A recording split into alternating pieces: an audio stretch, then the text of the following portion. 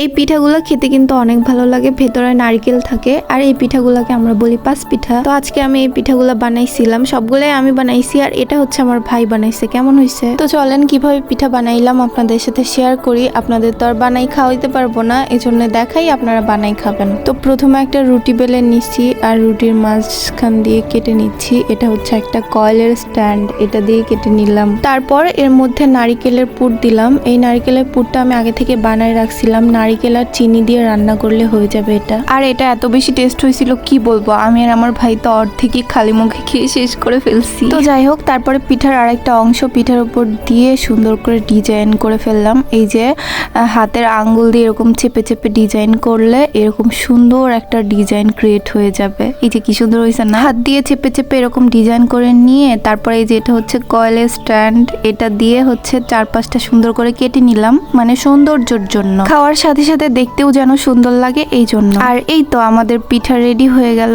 অনেক সুন্দর হয়েছে না? মাশাআল্লাহ, অনেক সুন্দর হয়েছে। আর এইরকম করে আমি অনেকগুলো পিঠা একসাথে বানাই নিছি। এই পিঠাকে কে কি নামে চিনো অবশ্যই কমেন্ট করে জানাবে। আর এগুলা হচ্ছে খেতে কার কেমন লাগে অবশ্যই জানাবে। আমার তো অনেক বেশি ভালো লাগে। যারা মিষ্টি খেতে একদমই পছন্দ করে না তাদেরও কিন্তু এই পিঠা খেতে অনেক বেশি ভালো লাগে, কারণ আমি মিষ্টি খেতে একদমই পছন্দ করি না, কিন্তু এই নারিকেলের পিঠাগুলো আমার খেতে এত ভালো লাগে কি বলবো, অনেক ভালো লাগে। তো আমি সেম ভাবে আরো অনেকগুলো পিঠা একসাথে বানাই নিলাম। আমি কিন্তু একা বানাইনি, মানে আমি সবগুলো বানাইছি, তবে দুই একটা আমার ভাই আমার সাথে বানাইছে শখ করে, বলতেছে খালি তুই পারিস, তুই খালি বানাই বানাই আমাদের খাওয়াবি, আমরাও পারি, দেখ আমিও বানাই তোকে খাওয়াবো।